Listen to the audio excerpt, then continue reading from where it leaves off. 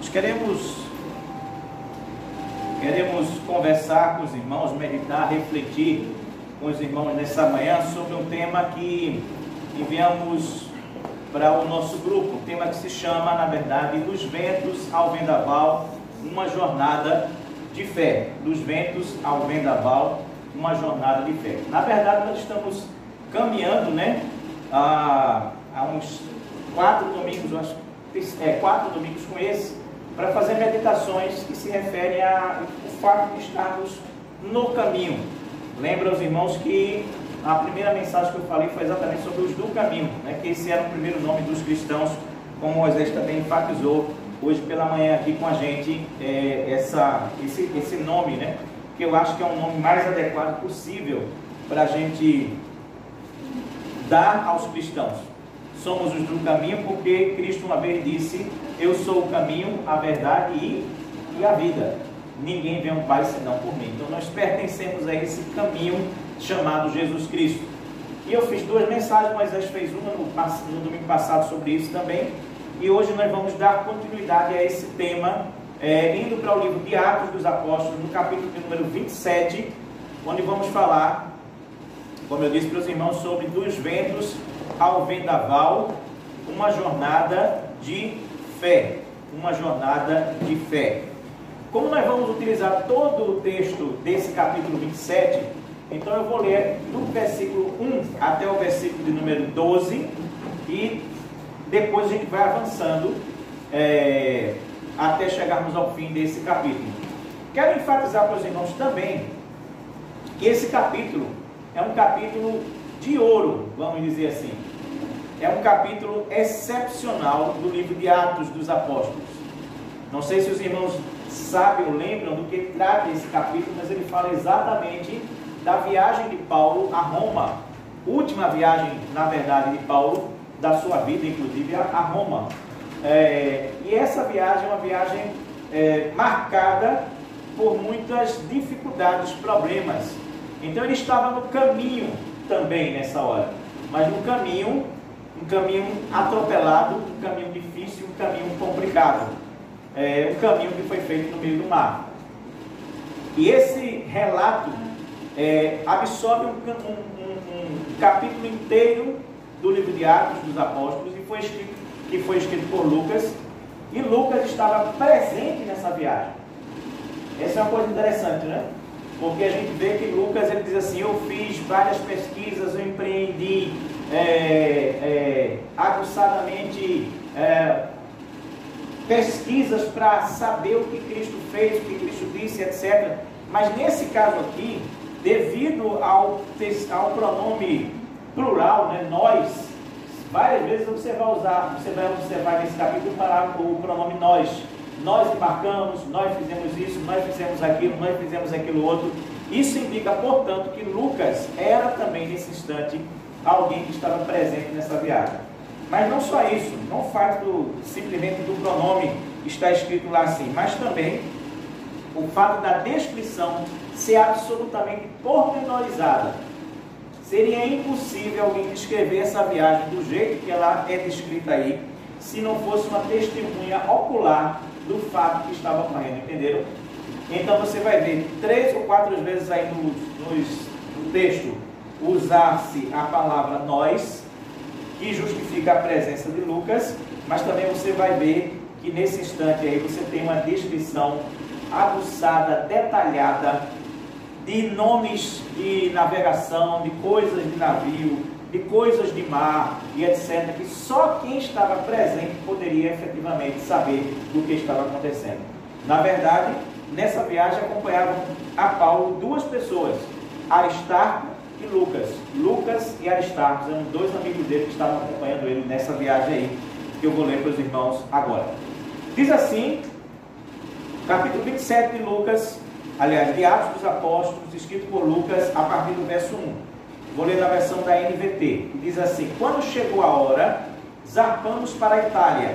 Paulo e muitos outros prisioneiros foram colocados sob a guarda de um oficial romano chamado Júlio, capitão do regimento imperial. Aristarco, macedônio de Tessalônica, nos acompanhou. Partimos no navio que tinha vindo do porto de Adramítio, no litoral noroeste da província da Ásia. Estavam previstas diversas paradas em portos ao longo da costa. No dia seguinte, quando ancoramos em Sidom, Júlio demonstrou bondade a Paulo, permitindo-lhe que desembarcasse para visitar amigos e receber ajuda material deles. Quando partimos de lá, fomos costeando a ilha de Chipre, devido aos ventos contrários que tornavam difícil manter o rumo. Prosseguindo por mar aberto, passamos pelo litoral da Cilícia e da Panfilha, chegando a Mirra, na província de Lícia. Ali o oficial do comando encontrou um navio egípcio de Alexandria, que estava de partida para a Itália e nos fez embarcar. Navegamos vagarosamente por vários dias e depois de muita dificuldade nos aproximamos de Cenido. Por causa dos ventos contrários, atravessamos para Creta, acompanhando o litoral menos exposto da ilha, defronte ao cabo de Salmona. Costeamos a ilha com grande esforço até que chegamos a bons portos, perto da cidade de Laceia. Havíamos perdido muito tempo. As condições climáticas estavam se tornando perigosas para a navegação, pois se aproximava o fim do outono e Paulo tratou dessa questão com os oficiais do navio. Disse ele: senhores, se prosseguirmos, vejo que teremos problemas adiante. Haverá grande prejuízo para o navio e para a carga e perigo para as nossas vidas. Mas o oficial encarregado dos prisioneiros deu mais ouvido ao capitão e ao proprietário do navio do que a Paulo. E uma vez que bons portos eram enseada aberta, um péssimo lugar para passar o inverno, a maioria da tripulação desejava ir a Fenícia, que ficava mais adiante na costa de Creta, e passar o inverno ali. Fenícia era um bom porto, com abertura apenas para o sudoeste, aliás, e o noroeste. E Deus nos abençoe na compreensão desse texto até aqui, nesse instante. Olha comigo, Paizinho Santo e Deus bendito, nós estamos buscando a Tua presença nessa hora, queremos agradecer o Teu carinho, o Teu amor, a Tua paz, a saúde, as condições para nós estarmos aqui presentes nessa igreja, para cultuar e te adorar na beleza da Tua santidade, Pai. Usa-me nesse instante, Senhor bendito, Deus eterno, como instrumento em Tuas mãos, que eu possa ser, na verdade, aquele que Tu vais usar apenas, somente isso, Pai, mas que Tu possas falar através do Teu Espírito para cada pessoa aqui, de espírito para espírito, aquilo que Tu queres que nós possamos aprender e também colocar em prática em nossas vidas a partir de hoje. Que nós possamos, Pai, receber os Teus ensinamentos, no nome de Jesus. Amém e amém, Senhor. Muito bem, dos ventos ao vendaval, uma jornada de fé. Não sei se os irmãos já perceberam, mas existem momentos em nossas vidas que parece que vai tudo bem, que vai tudo maravilhosamente bem, que vai tudo dentro dos seus eixos. Esse é exatamente o início do capítulo 27 de Atos. Veja bem o que diz aí. Quando chegou a hora, zarpamos para a Itália. O texto aí quer dizer para a gente o seguinte, que não foi nem antes nem depois da hora. Quer dizer que não foi no momento errado, mas quando chegou a hora certa, quando chegou o momento adequado, quando chegou o momento absolutamente certo, ou seja, na hora certa, Paulo embarcou para o destino certo. Há muito tempo que Paulo queria, na verdade, pregar em Roma, pregar especificamente para o imperador, e esse também era o propósito, o desejo de Deus para a vida de Paulo naquele instante. Então, Paulo estava na hora certa, com o destino certo. Paulo também tinha o meio de transporte certo, porque fazer essa viagem era muito longa, viu, meus irmãos? É quase que de uma costa a outra. Se você pega um mapinha aí que deve ter na sua Bíblia, aí você vai ver que era muito distante. Fazer por terra esse percurso era muito complicado. Então esse percurso deveria ser feito de navio, porque era bem mais rápido. E não era assim tão facilmente, mas realmente precisava ser feito de navio. Então Paulo tinha a hora certa, o destino certo, o meio de transporte certo. Paulo também tinha os planos certos. Veja aí que o texto diz, e permaneça sempre com a sua Bíblia aberta, que a gente vai usar muito ela hoje. Diz assim, estavam previstas, no versículo de número 2, estavam previstas diversas paradas em portos ao longo da costa. Ou seja, havia também o planejamento certo, o planejamento correto da viagem de Paulo naquele instante. as paradas que eles deveriam fazer, estava tudo já no planejamento também. Então Paulo tinha a hora certa, o destino certo, o meio de transporte certo, tinha, na verdade, o planejamento certo, também tinha os companheiros certos, Aristarco e Lucas, que estavam apoiando ele nesse instante, apoiando ele nesse exato momento. E ainda tinha também os companheiros que estavam na cidade de Sidom e que iam ajudá-los materialmente falando, dando recursos, dinheiro, etc., para que aquela viagem pudesse prosseguir ainda adiante. Ou seja, Júlio, o capitão do navio, ele era condescendente com Paulo, sabia que Paulo era gente fina, era gente boa, e não haveria problemas com ele. Então, quando eles aportam em Sidom, ele diz assim: pode visitar seus amigos, depois você volta para poder a gente ir embora. E esses amigos deram o apoio financeiro, o apoio material que Paulo precisava naquele instante. Então veja quanta coisa está tudo certinho no seu lugar. Quanta coisa está maravilhosamente bem. É a hora certa, é o destino certo, é o meio de transporte certo, são os amigos certos, é o apoio correto que ele tem nesse instante. Parece que tudo, para usar a linguagem náutica, né, vai de vento em popa. Vai maravilhosamente bem, entendeu?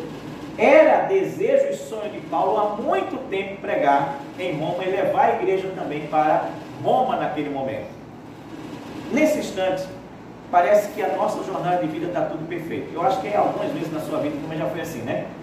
Você já olhou para a sua vida e disse assim: rapaz, agora vai, agora está de vento em pouco, agora o negócio vai pegar, agora tudo vai dar certo, agora tudo vai funcionar. As condições, os planejamentos, tudo que a gente imaginou, parece que é agora, é o momento, é a hora exata que a gente precisa. 2019 foi mais ou menos assim, não foi? Nós passamos por um terrível 2019, seus irmãos ainda lembram de 2019, né? Porque 2019, depois de 2020 e 2021, pareceu, sei lá, né? Um luxo, né? Pra gente, né? Mas 2019 foi triste, foi horrível. Nós tivemos tantos problemas, tantas dificuldades, tantas tragédias que aconteceram naquele ano. Logo no início do ano, né, cai aquele helicóptero, Boechat morre, né? Ainda no mesmo mês tem o problema dos meninos lá do Ninho do Urubu, né? Do Flamengo, aquelas crianças morrem queimadas. E o ano todo foi marcado por tragédias. E a gente, quando começou a virada de 2019 para 2020, a gente dizia assim: é agora. Agora o negócio vai. Agora a gente deixou esse ano infeliz para trás, a gente vai entrar num ano novo, com tudo novo, com coisa maravilhosa. É agora. E foi pior do que a gente pensava. Aí veio a pandemia, e aí o mundo inteiro, né, na verdade, entrou nessa circunstância difícil e complicada que nós estamos hoje. De 2020 para 2021 também a gente ficou otimista mais uma vez, né? Mas o primeiro semestre desse ano de 2021 foi muito mais difícil. A segunda onda foi muito pior do que a primeira onda, se a gente imaginar. Então, de vez em quando, a gente tem essa percepção de que parece que agora vai, que o negócio funcionou, que está tudo certo, que está tudo maravilhoso, que de agora vai ser uma oportunidade, e de repente, não mais que de repente, o que é que poderia acontecer quando tudo conspirava a nosso favor? Aparece uma coisinha chamada de ventos contrários. Entendeu?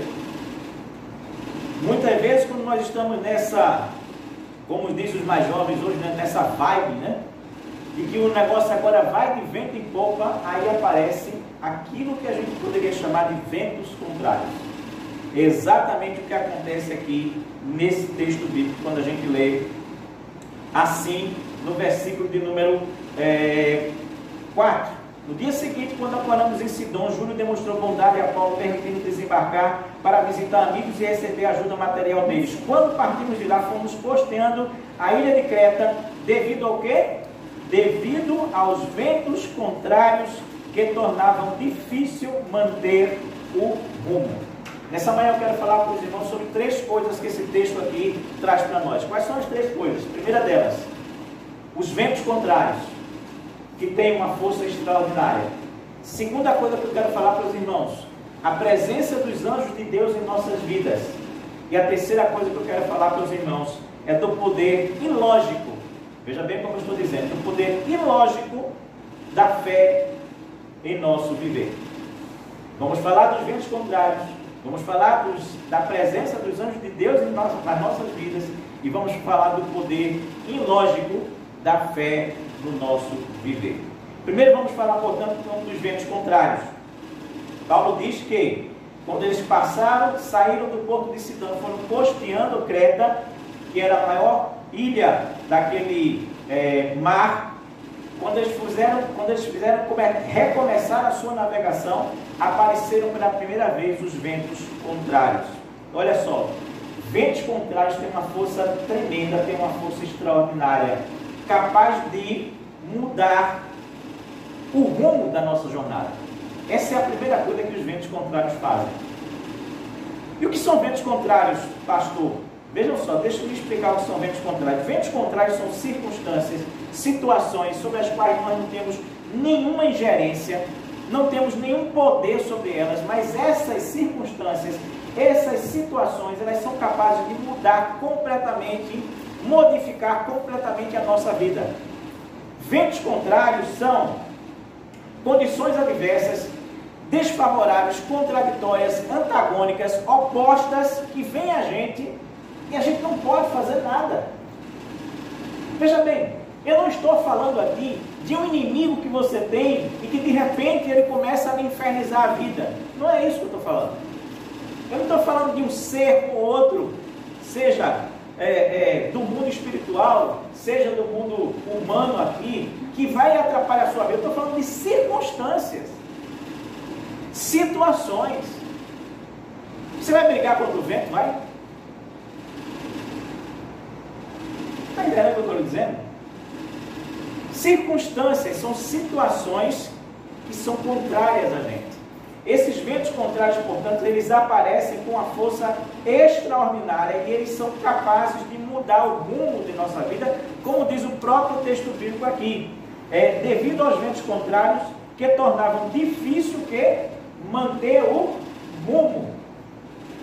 Quando o vento contrário aparece na minha vida e na sua vida, por mais bem elaborados que sejam os nossos planos, por mais bem pensados, imaginados, detalhados, organizados, que seja todo o nosso planejamento que nós fizemos de vida, quando o vento contrário vem, fica difícil a gente manter o nosso rumo, o nosso prumo, as nossas metas, os nossos sonhos, os nossos alvos, os nossos objetivos, tudo aquilo que a gente imaginou fica difícil de manter.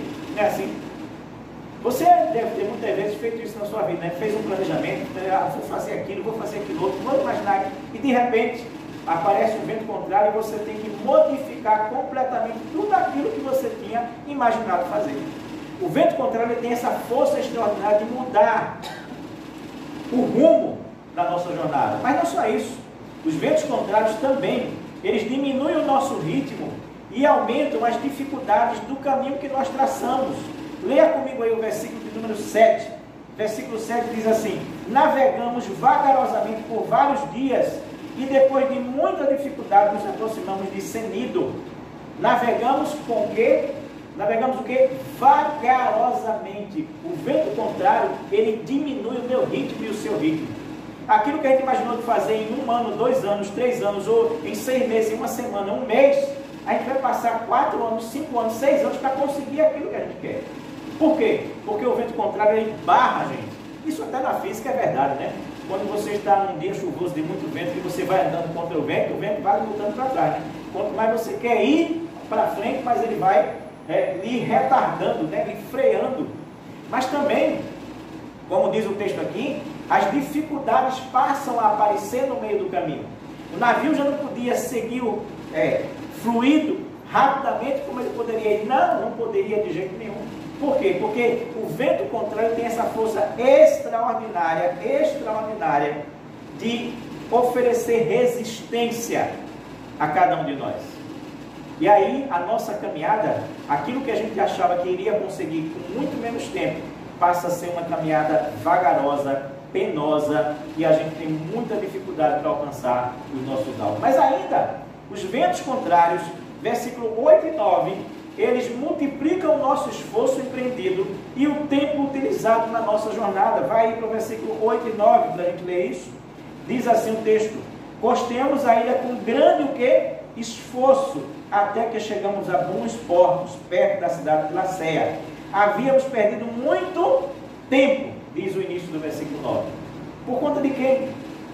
Por conta do vento contrário. Por conta do vento contrário, a gente multiplica o nosso esforço. A gente faz muito mais esforço do que a gente poderia imaginar para alcançar os nossos alvos, os nossos objetivos, o caminho que nós traçamos. Por quê? O esforço vai ser muito maior. O tempo perdido vai ser muito maior também. Você já tentou nadar contra a correnteza?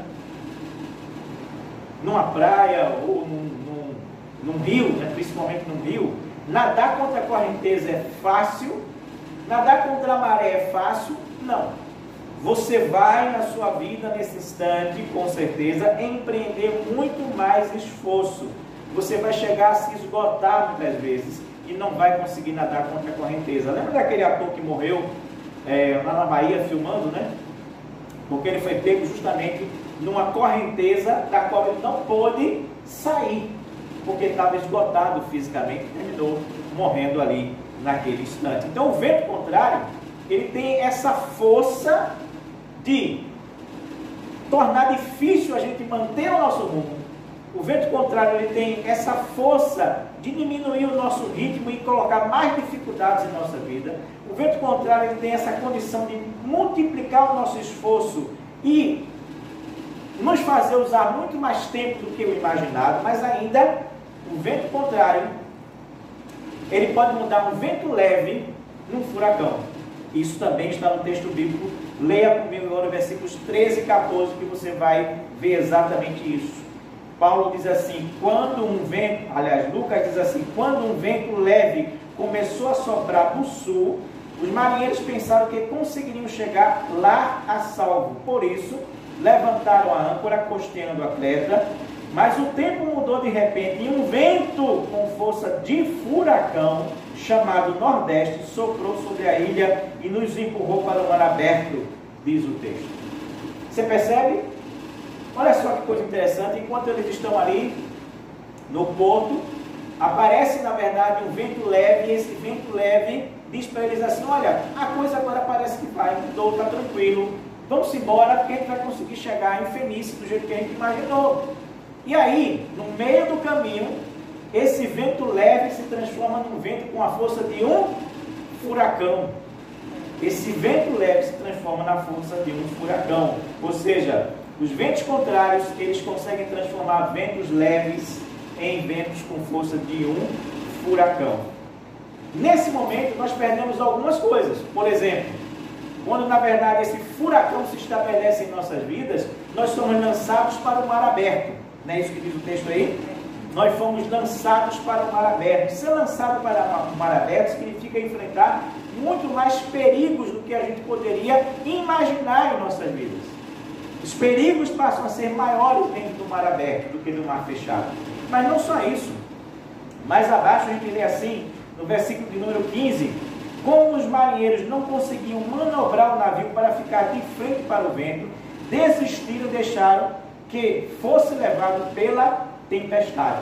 Ou seja, quando o vento contrário se transforma num vento com força de furacão, a gente não só perde, na verdade, a nossa segurança, porque nós somos lançados no mar aberto, mas também nós perdemos a nossa capacidade de manobrar o navio.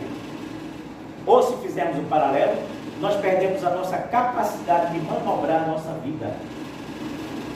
Imagine que a sua vida é um navio, você está nesse mar aberto, você tem o vento com a força do furacão, você não consegue mais manobrar a sua vida.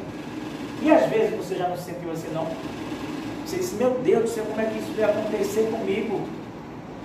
Era uma coisinha de nada, era uma coisinha leve, era uma coisinha que não tinha nexo nenhum, e de repente, olha a confusão que isso gerou aqui em minha vida, olha o pandemônio que a minha vida está. Ah, pandemia, né? Começamos com uma coisinha leve, né? Vamos, né, aqui passar uns dias de casa, umas quarentenas, tudo vai ficar bem depois, que nada. E aí foi gente morrendo,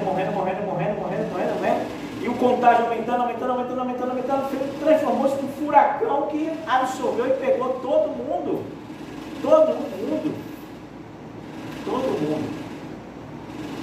E aí a gente não consegue manobrar mais. A gente perde o controle. Nós não temos, o controle não está mais na nossa mão. Escapou das nossas mãos. Mas não só isso. Nessas horas, esgotados, nós muitas vezes fazemos aquilo que os marinheiros fizeram. Eles desistiram e deixaram que o navio fosse levado à deriva da Indiana. Muitas vezes não é assim. Você chega e diz: desisto, não tem jeito mais não, para aqui, cessa aqui, eu não consigo mais pensar em nada, eu desisto, deixa a coisa fluir aí. A gente se torna adepto da música lá, né? Deixa a vida me levar, vida leva eu. Por quê? Porque o vento contrário, ele tem essa capacidade, tem essa força extraordinária, não só de dificultar a gente a manter o rumo, não só de diminuir o nosso ritmo e aumentar as dificuldades, não só de multiplicar o nosso esforço e a nossa perda de tempo, mas também de transformar um vento leve num furacão. E a quinta coisa que o vento contrário é capaz de fazer está no versículo 18, onde nós vamos ler assim, versículo 18. No dia seguinte, como ventos com força de vendaval continuavam a castigar o navio, a tripulação começou a lançar a carga ao mar. No terceiro dia, removeram até mesmo parte do equipamento do navio e jogaram fora. A tempestade terrível prosseguiu por muitos dias, escondendo o sol e as estrelas, até que perdemos todas as esperanças. Fazia tempo que ninguém comia nada naquele navio. Veja, a quinta coisa que eu quero dizer a respeito dos ventos contrários. Os ventos contrários, eles têm uma força extraordinária, capaz de fazer com que aquilo que começou como um vento se transforme num vendaval. Percebe a diferença? A coisa vai piorando, piorando, piorando, piorando. O vento contrário se transforma no final num vendaval. E quando o vendaval se estabelece em nossas vidas, nós perdemos algumas coisas. A primeira delas, diz o texto aí que eles começaram a dizer assim: nós estamos sendo castigados. Aliás, essa é a mesma percepção dos marinheiros que estavam no navio que levava Jonas. É de que eles estavam sendo castigados no meio daquela tempestade. Então, quando nós somos assolados por vendavais em nossas vidas, a gente começa a esquecer a graça de Deus e começa a pensar no castigo divino. Vou dizer de novo, para você prestar atenção. Quando o vendaval chega na sua vida, quando a sua vida vira de cabeça para baixo, quando tudo está girando assim, você não tem controle de nada, aí você começa a pensar assim: graça de Deus? Você começa a esquecer da graça de Deus. Você começa a pensar que está sendo castigado por Deus. Em vez de ser graça de Deus, é castigo divino daí em diante. E é exatamente isso que aqueles marinheiros pensaram naquele instante.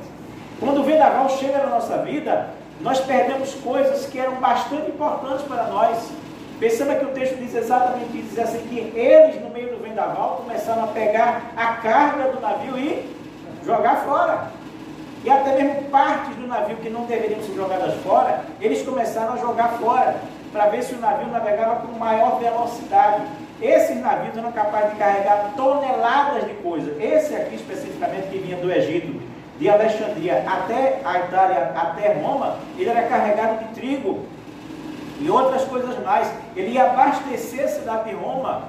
Então ele estava carregado com toneladas e toneladas de grãos. E aí ele ficava muito pesado. Então vamos jogar aquilo que pode jogar fora agora. Então parte da carga é jogada fora nessa hora. Muitas vezes em nossas vidas é assim também, meu irmão. Quando o vendaval chega, só fica aquilo que tem raiz na sua vida. O que não tem raiz, o vento leva, desaparece. Às vezes coisas que a gente achava que eram muito importantes para a gente, você olha assim e diz: meu Deus do céu, eu vou me desfazer disso, porque isso não interessa mais agora. Eu tenho que jogar fora isso. Isso não vai me interessar mais.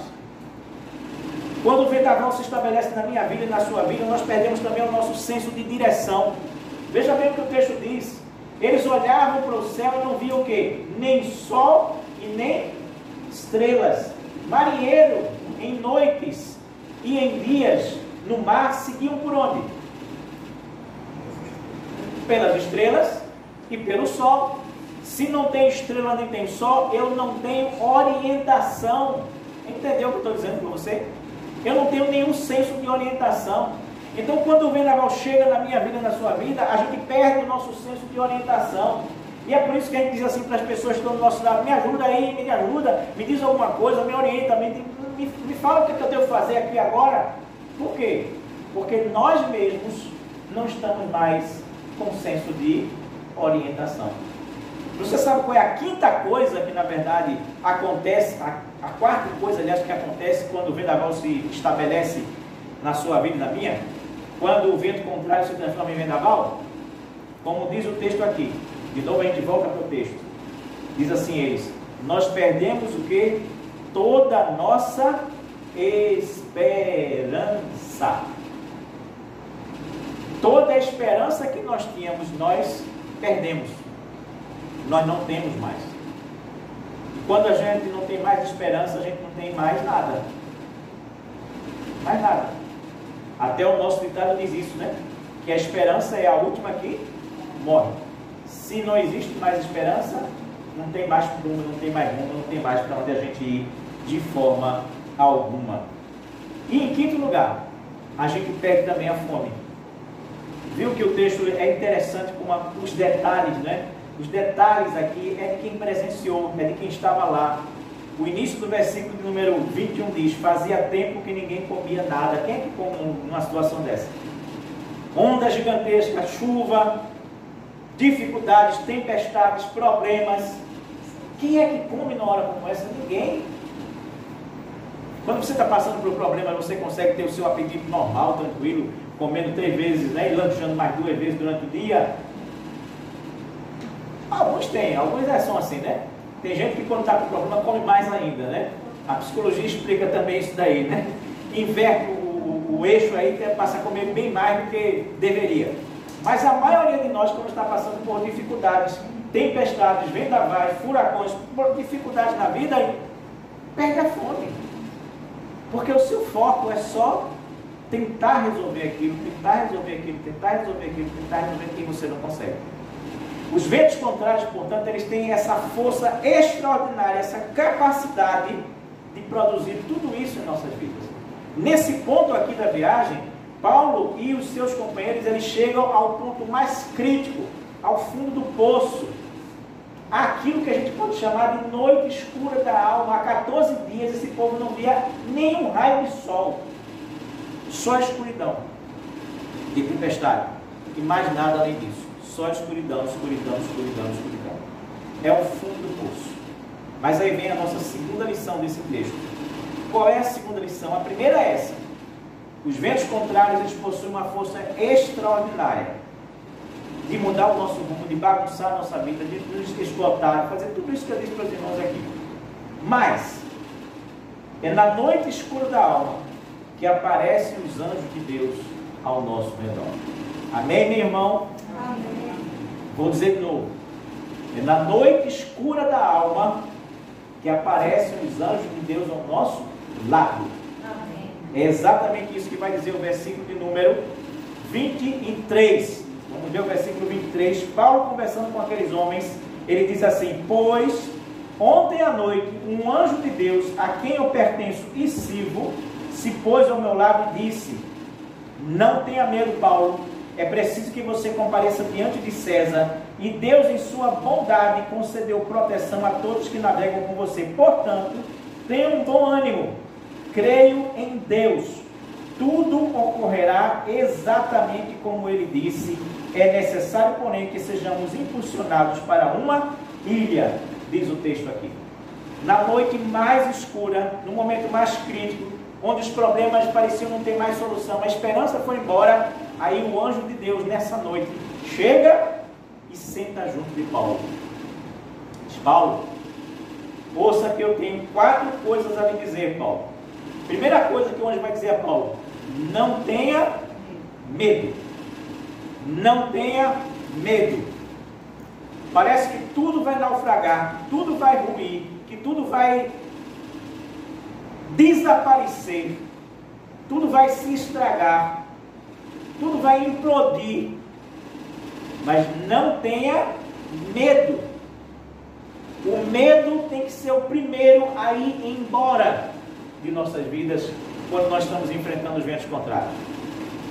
Se o medo permanece em nós, minha gente, a gente se paralisa, a gente estagna, a gente não consegue dar um passo adiante, porque nem em Deus a gente vai acreditar. O medo tem que ser o primeiro a ser expulso. Por isso a primeira palavra daquele anjo para Paulo é exatamente essa: Paulo, não tenha medo. A onda está grande, a dificuldade está grande, os problemas estão maiores do que você, vocês não podem fazer nada, vocês não têm como segurar o barco, manter o barco. Mas não tenha medo. Não tenha medo. Não tenha medo.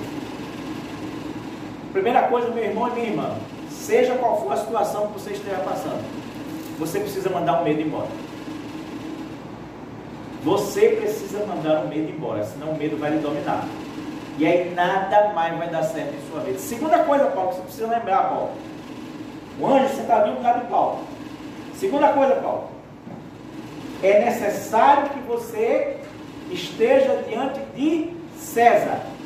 Não é só que você vá a Roma e você cumpra a sua missão de pregar o Evangelho ali e você, na verdade, possa estabelecer uma igreja ali. É necessário que você esteja diante de César. Em outras palavras, Paulo, os ventos contrários estão grandes, o vendaval está horrível, mas Paulo, você tem uma missão na vida e a sua missão não acabou, Paulo. Não acabou.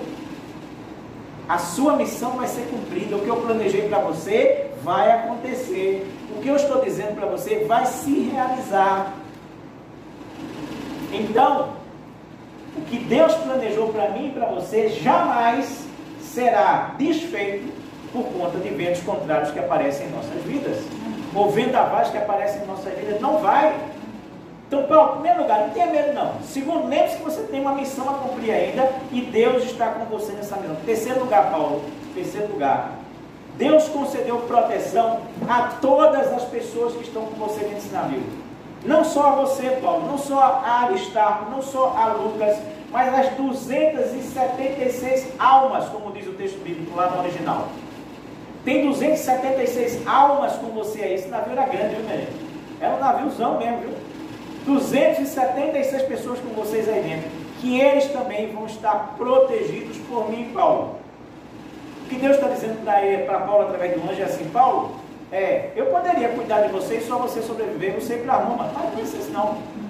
Vai sobreviver você, vai sobreviver seus amigos, vai sobreviver todo esse povão que está aí. Então, Paulo, não te preocupa com as pessoas, te preocupa em cumprir a tua missão.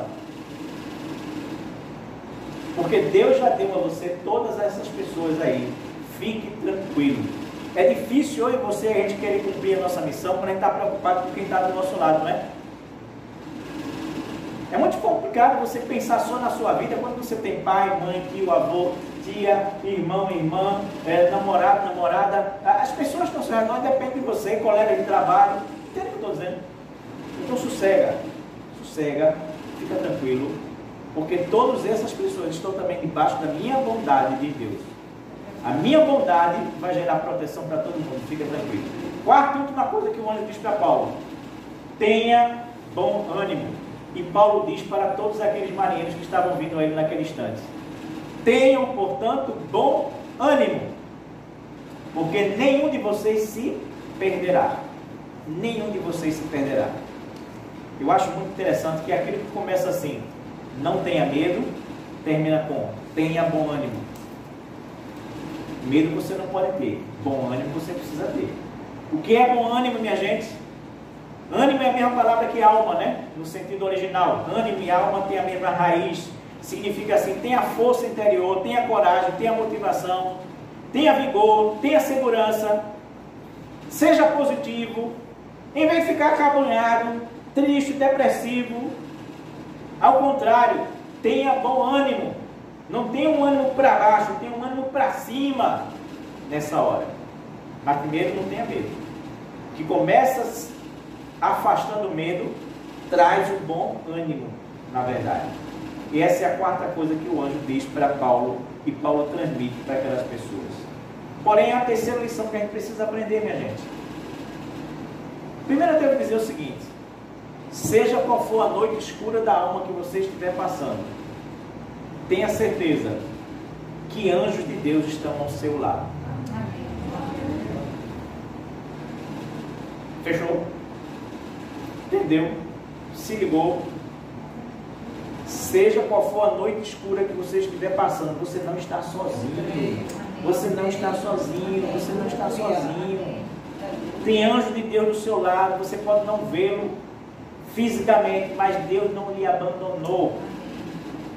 Pode estar tudo tumultuado, um furacão, uma tempestade, um vendaval, mas você não está sozinho. A presença de Deus na sua vida está ali, naquele instante. Sozinho você não está. Terceira lição que a gente precisa aprender. Primeira foi o quê? Ventos contrários, eles têm muita força. Tem uma força extraordinária de bagunçar a nossa vida. Mas é na noite escura que a gente consegue perceber os anjos de Deus ao nosso lado. Terceira lição, a gente pode dizer assim: é na noite escura da alma que o poder ilógico da fé precisa ser praticado por cada um de nós. Ou o poder ilógico da fé se expressa, deve aparecer exatamente na noite escura da alma. Por que você está dizendo, pastor, que é poder ilógico? Porque a fé não tem lógica mesmo. No dia que a fé tiver lógica, ela não é mais fé. Está ligado? Vamos ver as manifestações de fé de agora em diante. Desse ponto em diante que acontece nesse texto bíblico. Primeira delas, vamos para o versículo de número 32. Versículo 32 vai nos dizer assim. Vou ler o 31 e 32. Paulo então disse ao oficial no comando e aos soldados: se os marinheiros não permanecerem a bordo, vocês não conseguirão se salvar. Então os soldados cortaram as cordas do barco salva-vidas e o deixaram à deriva. O que aconteceu aqui nesse ponto? O que aconteceu foi o seguinte: existia um barco salva-vida que vinha sendo arrastado pelo navio, por uma corda. Só que com a tempestade, esse barco que estava lá no mar, ele começa a bater no navio e isso torna-se perigoso. Então os marinheiros e os soldados pegam esse barco salva-vida e colocam em cima do navio, porque havia espaço para isso naquele navio. Só que como a coisa começou a piorar, foi que os marinheiros imaginaram: bom, a gente está percebendo que está se aproximando de uma terra aí, a gente não está vendo terra nenhuma, mas a gente lança o instrumento aqui, e quando ele bate lá no fundo, dá 37 braças, ou braçadas, né? Como pode ser traduzido também. E a gente, mais lá na frente, colocou de novo o instrumento e deu 27. Então isso significa que a gente está se aproximando de terra. E a gente não sabe que terra é essa. A gente não sabe se é uma rocha, a gente não sabe se é um monte, a gente não sabe o que danado é. Então, os marinheiros dizem assim: sabe de uma coisa? A gente pega esse barco, salva a vida, joga no mar e a gente vai remando devagar e a gente se salva. E deixa quem quiser ficar aí no navio, no navio. Lembrem vocês que quem se salvou no Titanic salvou-se porque estavam nos barcos salva a vida. Ligou? Quem ficou no navio morreu, naufragou, afundou. Os sobreviventes foram que estavam nos diversos barcos salva-vida. Então o barco salva-vida era um último trunfo, era uma última cartada que eles tinham para salvar a vida deles. Só que Paulo olha para esse pessoal e diz assim: se botar o barco salva-vida lá embaixo, se saírem, vão morrer. E é preciso que, na verdade, a gente joga esse barco salva-vida fora. E os soldados vão lá e acreditam em Paulo. Você está entendendo? Isso se chama de fé. É você ver que está na noite escura, tem problema, tem dificuldade. A única coisa que pode te salvar no final das contas é exatamente esse barco salva-vida. E você diz assim: cara, não. Meu irmão, sinceramente, Minha irmã querida, vocês que me ouvem aqui, digam assim, vocês têm coragem de cortar a corda do barco salva-vidas e jogar fora o barco salva-vidas? Não é ilógico isso? Mas o poder ilógico da fé se estabelece na noite escura da vida da gente. Segundo, essa é a primeira manifestação de fé. A segunda manifestação de fé é que o poder ilógico da fé, ele põe fim ao jejum da preocupação. Olha que coisa interessante nesse texto. Ouça bem o que eu vou lhe dizer. O poder ilógico da fé, ele põe fim ao jejum da preocupação. Olha o que Paulo diz para esse povo no versículo 33. Enquanto amanhecia, Paulo insistiu que todos comessem. De tão preocupados, vocês não se alimentam há 2 semanas, diz Paulo. Por favor, comam alguma coisa agora, para o seu próprio bem, pois nem um fio de cabelo de sua cabeça se perderá. Em seguida, tomou um pão, deu graças a Deus na presença de todos, partiu em pedaços e comeu. E todos se animaram e começaram a comer junto com Paulo. Minha gente, a tempestade passou, os raios, trovões desapareceram, as ondas deixaram de ser gigantescas. Não. Mas a gente tem praticamente uma celebração da ceia do Senhor em meio aos problemas da vida. Paulo chega, parte o pão e dá a cada um, e todos começaram a comer, e o texto diz que eles se animaram dali em diante. Se animaram dali em diante. É por isso que eu digo para você, olha, que o poder, tem lógica isso, gente. A gente não tinha definido ainda há pouco que quando a gente está com problema a gente não come, né? A gente tem dificuldade de comer, não foi isso? Então, olha só o que eu vou dizer para você. O poder ilógico da fé põe fim ao jejum da preocupação. Você está preocupado com alguma coisa, meu irmão? Você tem deixado de comer por alguma coisa? Esqueça. Celebre a ceia do Senhor dentro de você. Parta o pão da graça. Tome o vinho do sangue precioso de Jesus que foi derramado por mim e por você. E esqueça a preocupação. Essa é a segunda manifestação de fé daquele pessoal. A terceira manifestação de fé está exatamente no versículo 38, quando a gente lê o seguinte: depois de se alimentar, a tripulação aliviou o peso do navio mais um pouco, atirando ao mar toda a carga de trigo. Você sabe qual é o nome disso, minha gente? Fé. Você sabe como é o nome de você comer em meio aos problemas? Fé. Você sabe como é o nome, na verdade, de você cortar a corda do barco salva-vida e deixar ele embora? Fé. É fé. É fé. É fé e é fé. Nada mais do que isso. Aquela carga de trigo, minha gente, poderia ser o sustento deles, a salvação deles, caso eles fossem, na verdade, desembarcar numa ilha completamente deserta, numa ilha que não tivesse absolutamente nada de grão, nem de aproveitamento de nada. Eles teriam ainda, para sobreviver um tempo, a carga de trigo. Mas o que é que acontece? Esses homens pegam a carga de trigo e jogam tudo fora. Do ponto de vista náutico, vamos dizer assim, existia lógica nisso. Mas do ponto de vista humano, não tinha lógica nisso. A lógica era deixar o navio mais leve para ele navegar mais facilmente. Mas do ponto de vista humano, não. Eu vou jogar fora aquilo que pode ser o meu sustento, a minha alimentação. Não tem lógica. Só se faz isso pela fé.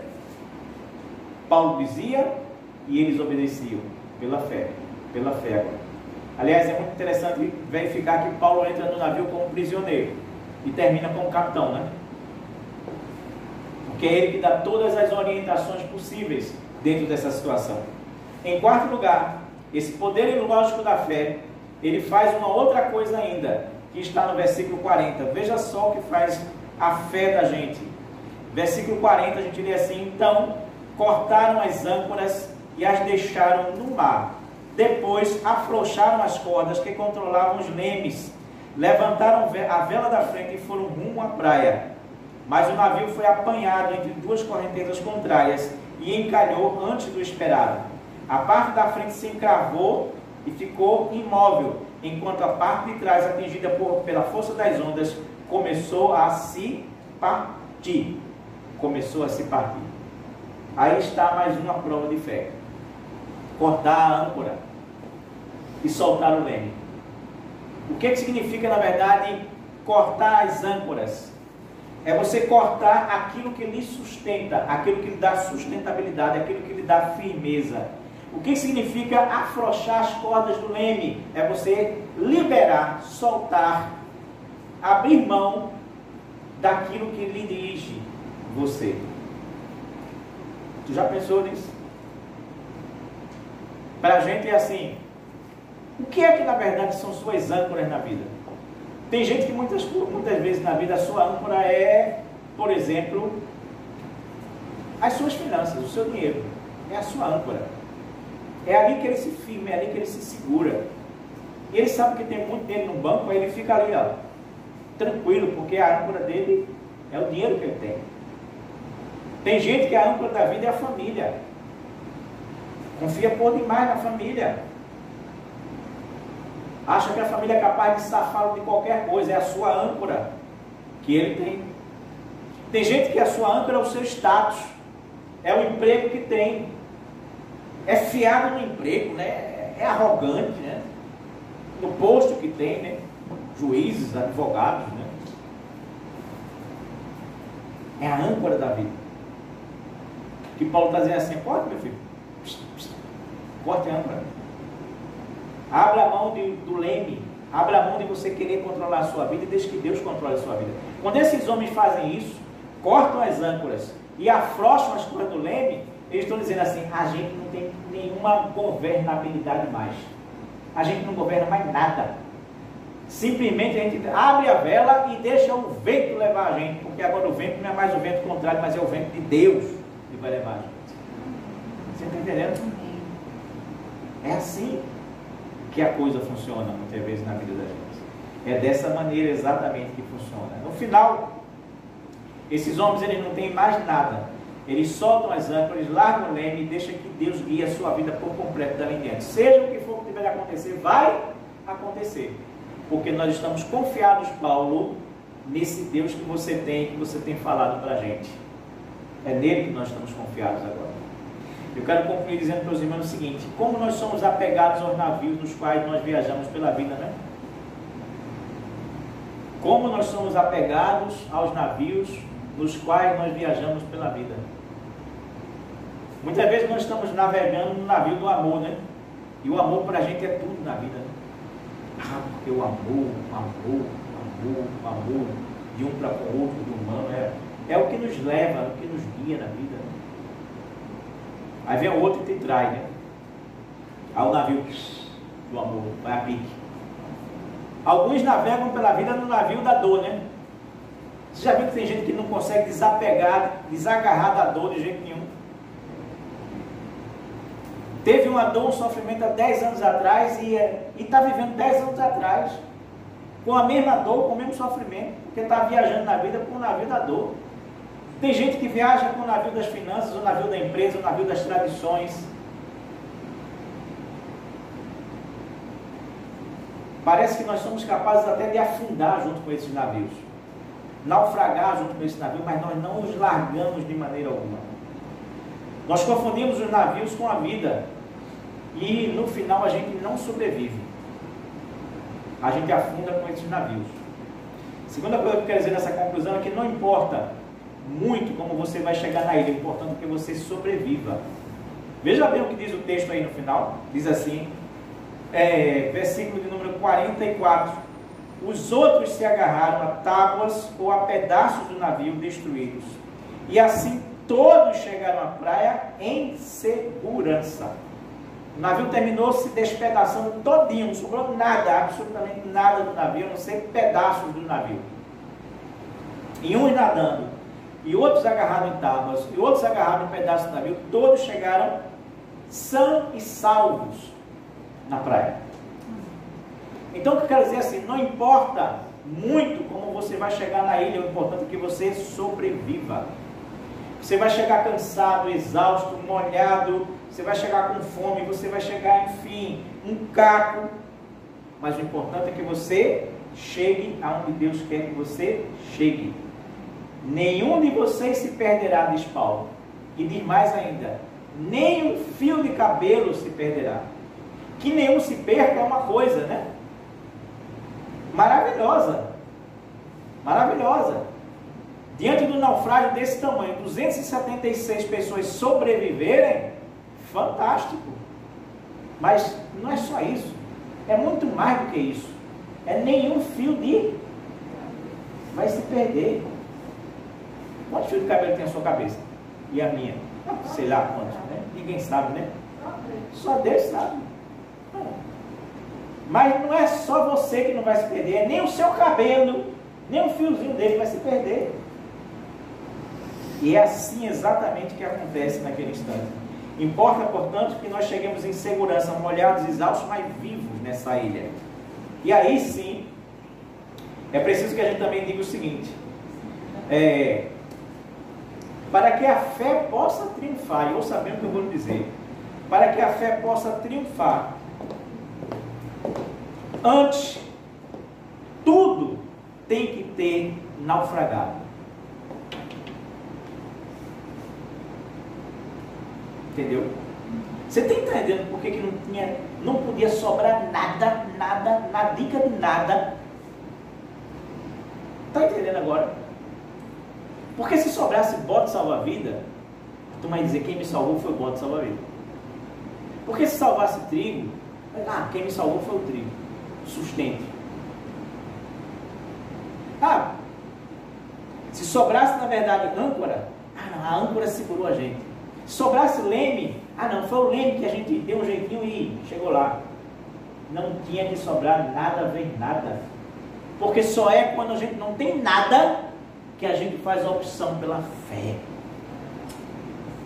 Você está entendendo agora? A fé, ela só é exercida quando a gente não tem mais nada que recorrer. Prezado ser humano, enquanto o ser humano tem alguma coisa que fazer, o danado não recorre à fé. Enquanto ele acha que o dinheiro dele pode resolver, a inteligência dele pode resolver, a força dele pode resolver, as amizades dele pode resolver, o poder que ele tem pode resolver, enquanto ele tiver qualquer coisa que ele acha que pode resolver, ele não exerce a fé. Mas só quando não sobra nada, nem pedacinho de nada, é que na verdade ele vai ter fé, entendeu? A fé, ela se exerce quando a gente não tem mais nada que recorrer. Aí a gente diz assim, agora é pela fé. E aí o texto diz que eles chegaram numa ilha chamada Ilha de Malta. Isso você vai encontrar no primeiro versículo do capítulo 28. Uma vez a salvo em terra, descobrimos que estavam na ilha de Malta. Por que isso é importante?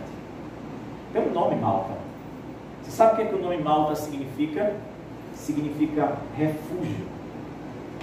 Refúgio. Você quer dizer comigo aquele texto que fala assim: o Senhor é o meu refúgio e fortaleza. Socorro bem presente, aonde? Na hora da tribulação, na hora do vento contrário, na hora do vendaval. Eles chegaram no refúgio que Deus tinha preparado para eles, que era a ilha de Malta, naquele instante, naquele momento. Enfim, que a gente possa, nessa manhã, entender que dos ventos ao vendaval existe uma jornada que é de fé, que é o tema da gente hoje. Do vento ao vendaval, uma jornada de fé. Que possamos todos nós que estamos aqui entender que todos nós somos sobreviventes nessa jornada de fé. Aí eu quero convidar os irmãos a ler comigo o versículo 45 desse capítulo 27. Todos nós juntos. Todos nós juntos. Capítulo 27, versículo 45. Achou aí? Acharam já todos? Capítulo 27, versículo 45. Não? Não tem o 45? Na Bíblia de ninguém aqui tem o 45? Não. Ah, mas na minha tem. Então eu vou ler para os irmãos, tá certo? Ok. Versículo 45 desse texto de Atos 27 diz assim: E na beira da praia, Paulo juntou todos eles ao redor da fogueira, e olhando firmemente para cada um deles, disse-lhes: Sobreviventes, esse ano, todos nós somos um milagre. Não existe, mas poderia existir. Minha gente, nós que sobrevivemos até agora a essa pandemia, nós somos um milagre de Deus. Você está entendendo? A gente pode estar chegando molhado, cansado, exausto, entendeu? Aos pedaços, agarrado em tábua, pedaço de navio, mas nós somos um milagre vivo de Deus nessa hora, e por isso precisa ser grato, muito grato, e exercer fé nesse Deus que tem uma missão para cada um de nós e para essa igreja, no nome de Jesus. Amém. Nós vamos